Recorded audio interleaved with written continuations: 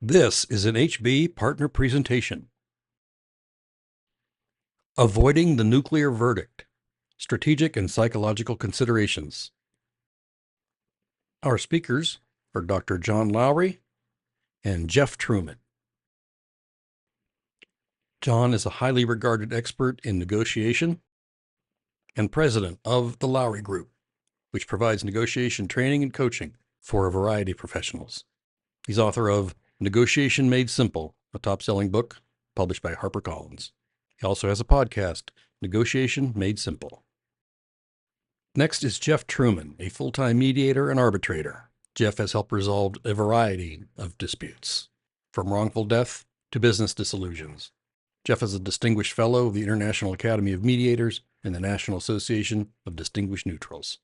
Jeff's also a recipient of the Maryland State Bar's Chief Judge Robert M. Bell Award for his efforts in promoting the use of alternative dispute resolution in the Maryland judiciary, schools, government, and communities. He's also the Bar Association of Baltimore's Paul A. Dorff Alternative Dispute Resolution Memorial Award. I'm Tom Hagee with HB. I've had the pleasure of working with Jeff for a number of years.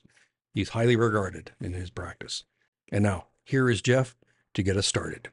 All right. Well, thank you, Tom. Appreciate the opportunity to be here with you and with my friend John Lowry.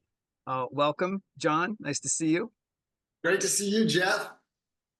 We're here to chat about nuclear verdicts, something that has become an unfortunate or fortunate, depending on what side you look at, this phenomenon, but it is a phenomenon. It's something that is in the news. It's in our news, the legal and dispute resolution space, almost on a weekly basis, if not more than that.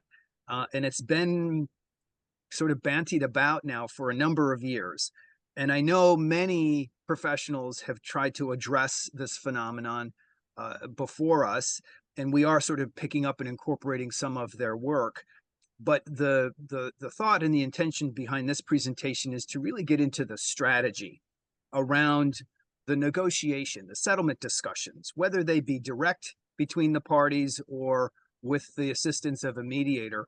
What's the strategy when you are hitting impasse and you have a decision to make, particularly on the defense side, but also on the plaintiff side?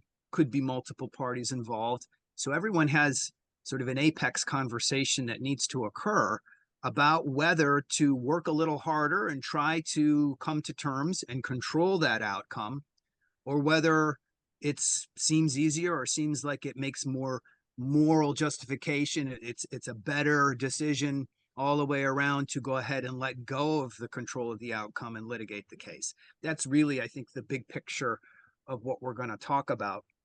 So, John, what I'd like to have you help us understand here is to set the stage, the environment that surrounds these phenomena of social inflation and nuclear verdicts. Be glad to, Jeff. So people have heard this language around nuclear verdicts, and the word nuclear itself is a bit incendiary in terms of this idea of something that's happening that is nuclear. That's a kind of a fear-driving moment. And so I'm not sure if that's really the right term for it if you take an honest, objective look at the landscape. I think what you see going on in the landscape is the world is changing. And as the world changes, jurors change. And as jurors change, verdicts and so forth change as well. And so there will be constant change. And that's been the case since people were practicing law and trying cases in courtrooms. You constantly have to kind of deal with that. And we're going through kind of another change.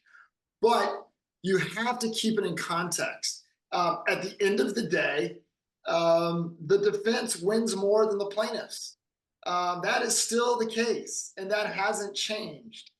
But what you are seeing is particularly in jurisdictions that would be, considered more conservative, you are seeing more verdicts come out of those jurisdictions that I would probably label as aberration verdicts, to where they don't fit the mold in terms of the typical verdicts that you see.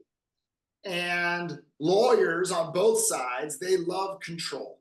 They absolutely love to be able to control their destiny and control their outcome.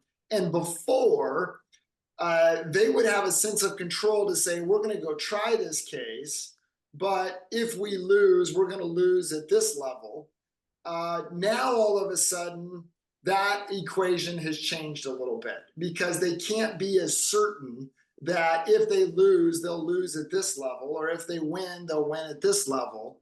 And now all of a sudden that's caused people to recalibrate in terms of saying, okay, we got to look at this a little differently because there's more of a chance that this could be an aberration verdict because we're seeing more of those aberration verdicts and we're seeing them in venues that we haven't typically seen them. And so as a result of that, everyone's having to kind of rethink things. Now, with that being said, if you look back at a lot of those aberration verdicts, and some people have done this research in more depth than I have, there are some things that you can point to that would suggest that that case has a higher chance for an aberration verdict.